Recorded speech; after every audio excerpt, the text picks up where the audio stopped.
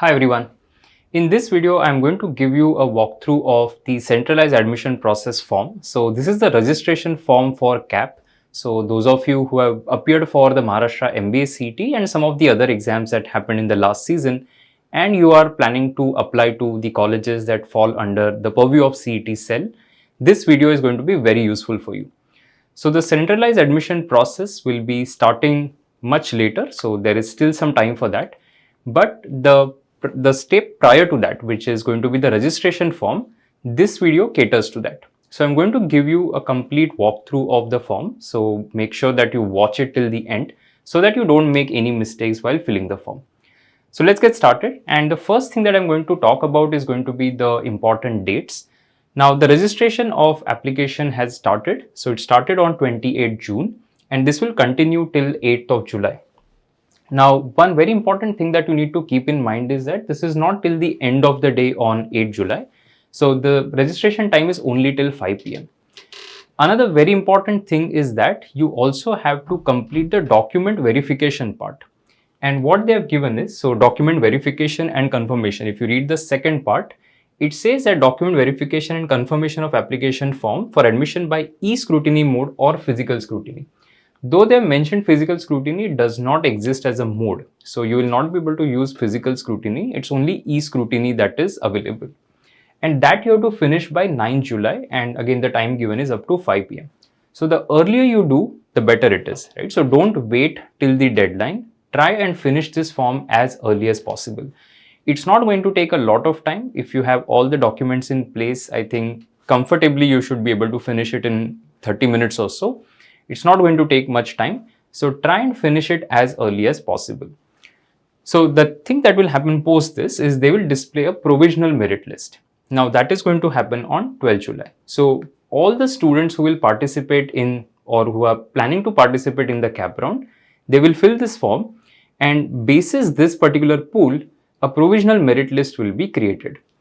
Then in that, if there are any grievances, so if there is any issue, somebody's data has been captured incorrectly and so on, then you can raise that concern on the 13th July till 15th, and then display of the final merit list will happen on the 17th July.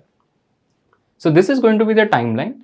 And after 17 July, there will be a preference form. So right now, you don't have to indicate any preferences in terms of the institutes. You just have to fill the registration form. Once the final merit list is out, of course, we'll also be in a better position at that point of time to comment on what is your chance of getting into a certain institute or not. So that process will be starting a little later. For now, you have to focus on the registration form. So let's start. The first thing that you'll have to do is, and by the way, this is for everybody. So don't think that maybe I've taken only CMAT. So can I apply? Obviously you can. So whether you are somebody who is from Maharashtra, not from Maharashtra, you can definitely fill this form. Whether you have taken CET, not taken CET and so on, you can still fill the form. And all of you who have taken CET especially, don't think that you're not supposed to fill this. Everybody, whether you have taken CET or not, if you want to participate in CAP round, you have to fill this form mandatorily. Okay. So let's start. Now the first thing is, before we get into the exact steps, is the form fee.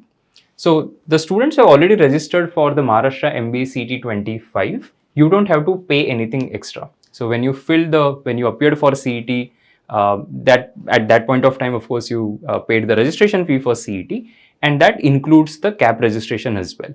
So if you have taken CET, you don't have to pay anything. But if you're somebody who is applying through, let's say, some other exam, let's say you've taken a CMAT or a MAT or an ATMA, and you're now going to apply, in that case, you will have to pay some registration fee. Now, how much is that? For general candidates, it is 1200, and for reserved candidates, it is 1000 rupees. Okay, so that is a registration fee that somebody who has not appeared for CET will have to pay. All right, so our process begins on the CET cell website. Okay, now I'll also give you a link in the description. I'm sure all of you already know this. So you go to the CET cell website, and there you have to go to something called centralized admission process, which is CAP, and click on MBA MMS CET. Now, once you do that, you will see this, which is the new candidate registration. Now, since you are creating account for the very first time, you have to click on new candidate registration. And once you do that, it will ask you to enter your email ID and your password. Now, those of you already taken the CET, you can enter that information, the same email ID and password, and you will be able to log in. Some of you of course may not have taken CET. In that case, you just have to follow the on-screen process to create your account. Now once your account is in place, this is where you have to start. So it shows centralized admission process, and once you click on that, it will show you two options. It shows UG, it shows PG as well. Because CET cell is running multiple application processes at the same time, don't make the mistake of clicking on UG. You have to click on PG if you are planning to do your MBA and MMS, right? So click on PG and then the application begins. Now, the first step, or rather before the first step, what will happen is you have to verify your mobile number. So there's a quick mobile based OTP verification that will happen. It's a very straightforward process, not going to spend much time here. Just enter your mobile number, you will get an OTP there, you put the OTP and you submit. And then your login ID will get created, right? So this login ID is very, very important. Make sure that you write it somewhere, and because that will continue till your entire application process is over. So you'll have your login ID, your username. It will also show some other details like IP and your login, when did you log in and so on. That's not very important. These are all the steps that you need to complete.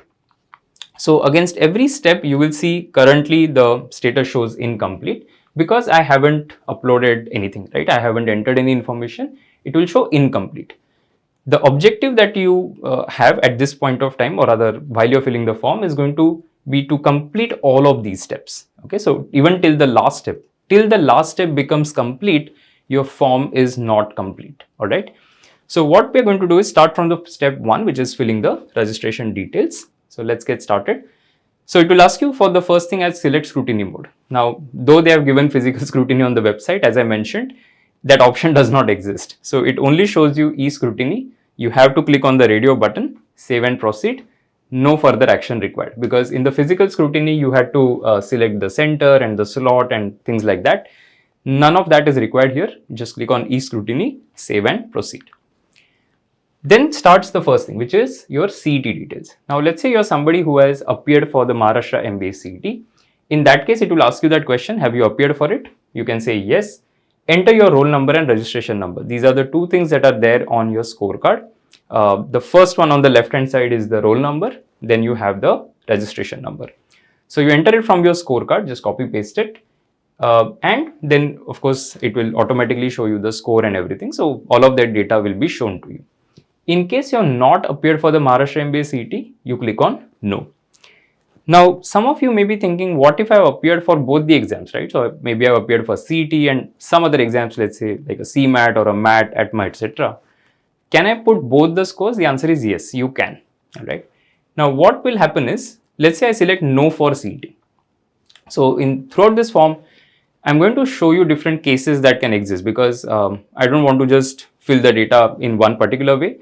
I will show you what if, let's say, you enter some other information. For example, if I select no for the Maharashtra MBA CET, I've appeared for some other exams. Let's say I've appeared for CMAT for the sake of example.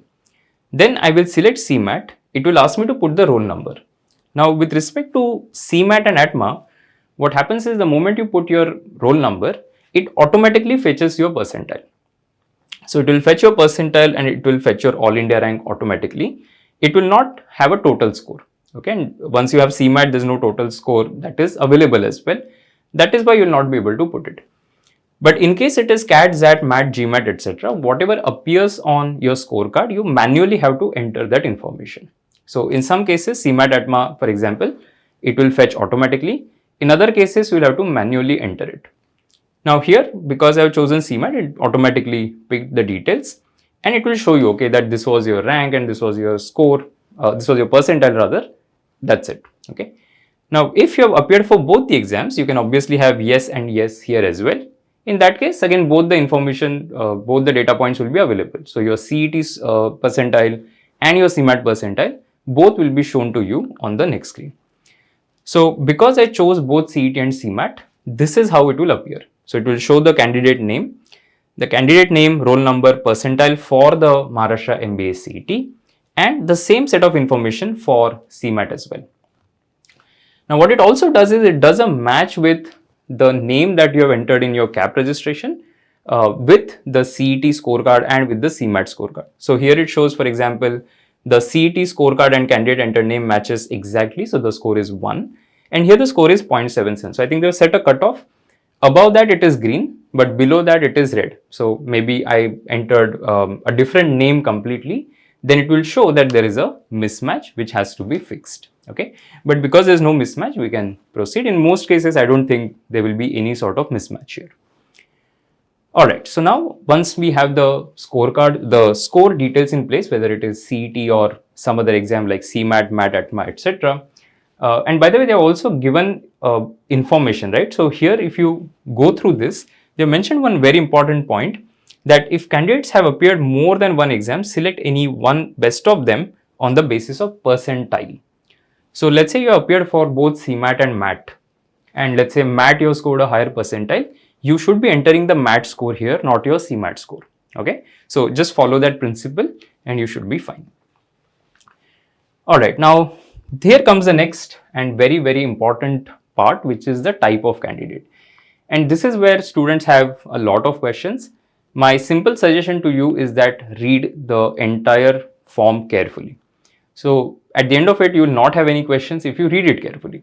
Because for every type, they have given what is the definition of that type. So for example, Maharashtra State Candidate Type A. Who is Maharashtra State Candidate A? Is candidate passing HSC or Diploma in Engineering Technology, etc. Also qualifying examination from recognized institution in Maharashtra State. Let's say you've done your graduation from Maharashtra, and you are a domicile of Maharashtra and or is born in Maharashtra. And let's say you're born in Maharashtra as well. Automatically, you will become Type A. But let's say you do not fall into this, but your father or mother is domiciled in the state of Maharashtra. They have a domicile certificate. Then in that case, you become Type B. So in this manner, there is a definition for each of the type. If you read this page carefully, you will be able to figure out what category you fall into. Right? So there is Type C, there is Type D. If you go further, you will see Type E, there's outside Maharashtra state. So those of you who have, let's say, you haven't done any education in Maharashtra, you are not born in Maharashtra, your parents don't have domicile in Maharashtra, they are not government servants, they were never posted in Maharashtra and things like that, you will basically become an outside Maharashtra state. You just have to click on that radio button and move to the next step. So whatever is the applicable type for you, you select that and you proceed. Basis the type that you select, you're going to have some documentation that is required, and they will ask you to upload those documents. I'll show you how it will look for some of the types.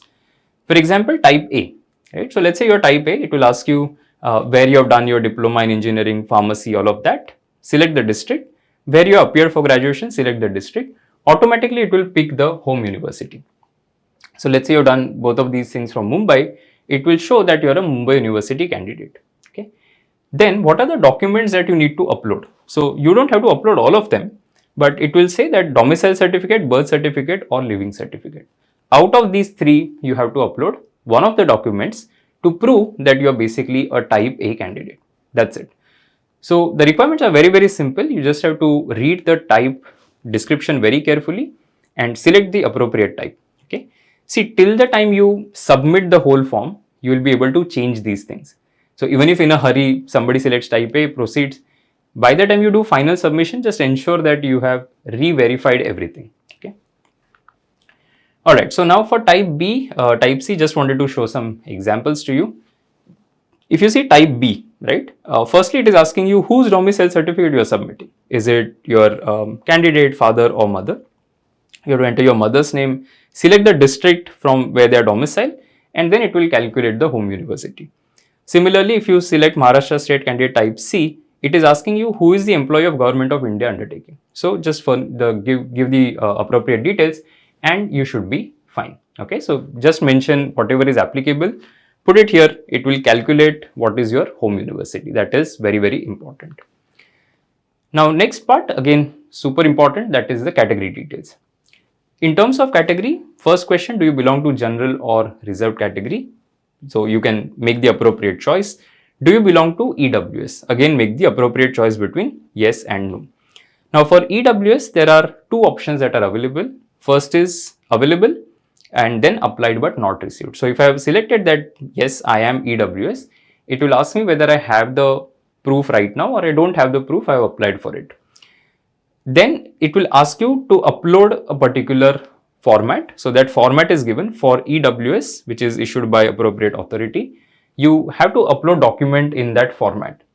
Now, if you have a document which is in slightly different format but covers all the details that they're looking for, you can upload the same document. So that's not a concern. Provided it's an original official document, you should be fine. Similarly for other categories, right? Now let's say I select reserved. I just have taken a representative example. I select a particular category and the subcategory. It will ask for three options: available, applied but not received, and not available. Okay. Now what is applied but not received? That I am eligible for a particular certificate. I have applied for it, which means I have the receipt of that, and I can provide the actual certificate by the end of cap round 4. So they have mentioned that. So at the end of cap round 3, right, what happens is, of course, once the schedule is out, we'll know that. But there is a final cap round. You have to have your original certificate, which is valid, prior to that. So you may not have it today, but as long as you can produce it before the final cap round, you should be fine. Okay, the next is PWD details. All right, so after you have filled the category part of it, then there is a PWD question. So for PWD, the first thing is, do you belong to PWD category? Yes, no. Now, if you select yes, which type of category, and then you have to upload the necessary format that is there. Then comes the other part of it, which is the nationality proof. So in nationality proof, you have to be, they have given 3 documents out of which you can upload any one.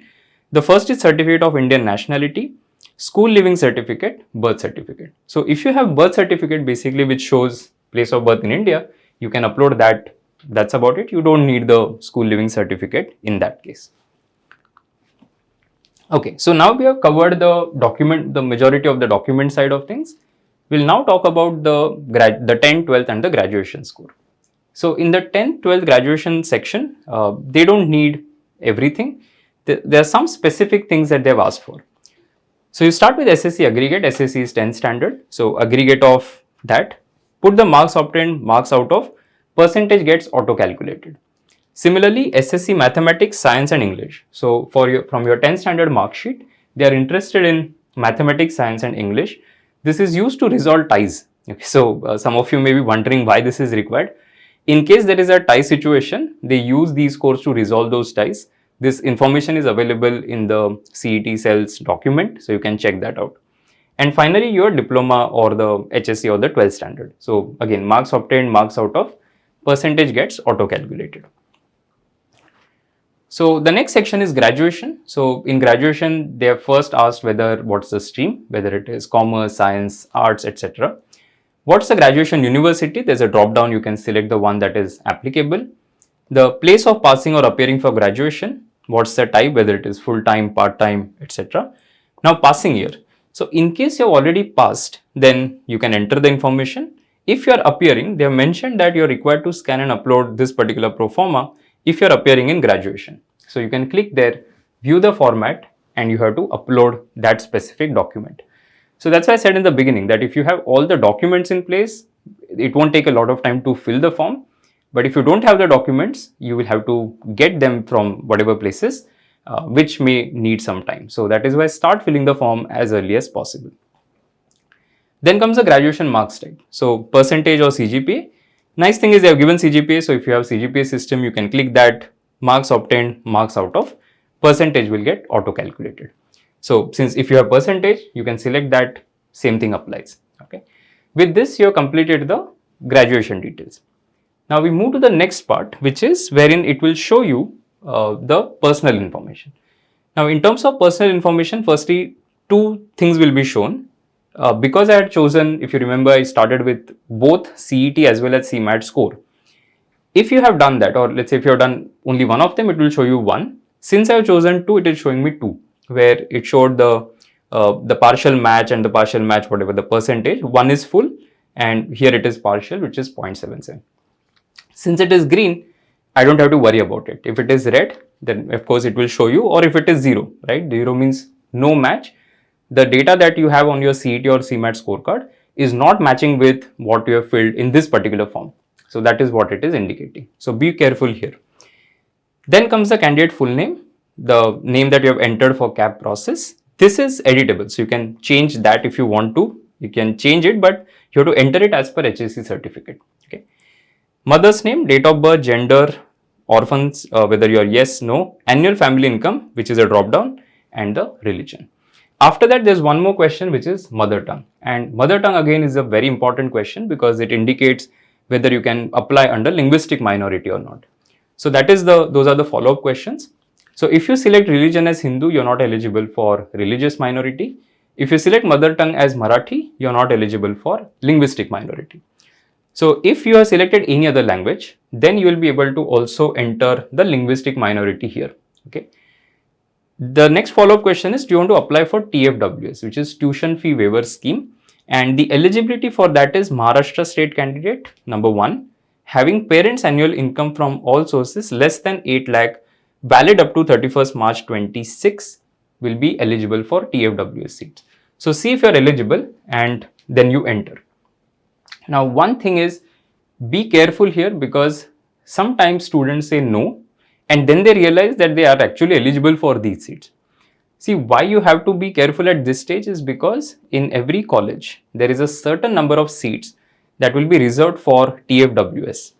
And these seats you have to indicate separately when you fill the CAP form. They have the same institute code followed with a T. So, for example, JBIMS, it has a code, institute code, and the TFWS seats also have the same code followed by a T. Now, if you are selected no here, you will not be able to apply for those particular seats. Okay, so that is why I said be very careful and check whether you fall into TFWS or not. Once you are done with this, we come to some of the last few sections, starting with the address and the contact details. So address will get auto-populated from your, if you have taken the CET, it will get auto-populated. But in case you hadn't taken the CET, you will have to enter it. Okay. All right. Now, the first thing is whether your permanent address is urban or rural. So whatever is applicable, you choose that. Put the address, state, district, taluka, village, city, and the PIN. So very, very simple form. And then the mobile number. Okay. So mobile number, alternate mobile number, and email ID. So this will also get auto-populated. You don't have to do anything. But if let's say you had not done the CET registration, you will have to give alternate mobile number. So very simple. Complete this part, you can move forward. Then comes the next thing, which is photo and signature. And here it's not photo and signature, it's photo with signature. So you are uploading a singular document, you're not uploading photo separately and your signature separately. You have to have a photo and below that you have to put a sign, then scan that and upload it. Okay, so be careful here, don't just upload your photograph. It is photo with signature. So on your computer or laptop, whatever you have the photo passport size. Below that you put your signature and that much image, as long as it fulfills the conditions that are there, you have that, you just upload it and you're done. But don't make the mistake of just uploading your photo, it will become a problem. Okay. And then finally, the last and the most important step is the documents upload. So based on all the choices that you entered in the form so far, it is going to show you how many and what all documents you need to upload. So I made a lot of random choices in the form that I was using, and then it is going to show me that, okay, these are the documents that will be required. So here it will show you that, okay, the green ones are the ones that you've uploaded, the cross ones are not uploaded, and the asterisk indicates documents are compulsory to upload. So based on the choices that I did, it is asking me to upload a lot of documents starting from 10th, 12th, then college leaving transfer certificate, birth certificate, and this is optional, by the way. So I can decide not to upload this one. This is mandatory for me, birth certificate. For you, this will look different. Okay, so don't think that this list will be exactly same for all of you. Depending on the choices, this is going to be different. Then domicile certificate, again, mandatory. Caste certificate, mandatory. Then caste validity certificate, also mandatory. And I need to click here and keep uploading these documents. Okay, so on the previous page, if you see, they have given documents have to be either a JPG, PNG or a PDF with this resolution and file size up to 1 MB. So just follow the specifications that they have given. Then it is asking me the next set of documents, So because I had chosen PWD, yes, it is asking for that particular certificate. Graduation mark sheet, mandatory. Income certificate of parents, because I selected yes for TFWS. Scorecard of CMAT, because I selected yes for CMAT. Receipt of submission of non-creamy layer certificate. So this, they have not given anything here. And then scorecard of the Maharashtra MBA CET. So all of these documents I need to upload. And once I'm done uploading these documents, I need to click on submit. Now, does this mean that you are done? No. Okay. So once you upload, what will happen is there is somebody who is sitting somewhere in an FC. They will be assigned your case and they will start going through the documents that you have given. They will do a match between the data that you have entered in the form and the data that is visible on the document. If they find a match, they basically do a go ahead. If they find an error, they will let you know. So there might be a to and fro that happens in this process. So that is why upload your documents. They should be properly visible, clearly visible. If there is any issue there, make sure that you get a proper scan of it. Don't take photos and try uploading these, because a lot of times the issues happen purely because the document is not clearly visible. So upload the right document, and then if they don't find any error, you should be fine. Okay, now what will happen is, as you can see, I did the whole thing, but I have not uploaded any of the documents. And because of that, it shows application form confirmation status at FC Scrutiny Center is incomplete. Once I upload all the documents, this will still not become green unless they verify it. Okay. So post verification only, there will be a difference that you will see here. One more way you can check whether everything has been completed for you or not is the printable application form. Because at this stage, if you try printing the form, you will not be able to print it, because the document verification stage is remaining for you.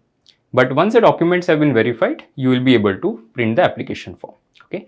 So make sure that you complete everything. Once all the documents have been uploaded and it has been verified by the FC, then your form filling is done. Okay. So you may have to keep checking this page 2-3 times after you have uploaded all the documents, maybe following 2-3 days, to see if the status becomes green. If the status has not become green, you can always reach out to them. The helpline numbers are given. They will of course ask you to be patient in some cases, because maybe there are too many documents, but then that is the whole point. Start as early as possible. Do not wait till the deadline. The more you delay it, the more problematic it will become for you. Okay. So that's about it. I hope you have understood what all documents are required, what the entire form is like. If you have any questions, you can leave it as a comment and I'll try and get back as soon as possible. As mentioned at the beginning of the video, post this, they will announce the final merit list, which will contain your rank. And once we have that, we will know roughly which colleges you can get into. Okay. So we still have some time for that. For now, begin the CAP registration process, finish it off, and wait for subsequent notification from the CET cell. Okay. So that's it from my side. Thank you so much for joining. Wish all of you all the best, and let us know if you have any questions. Take care.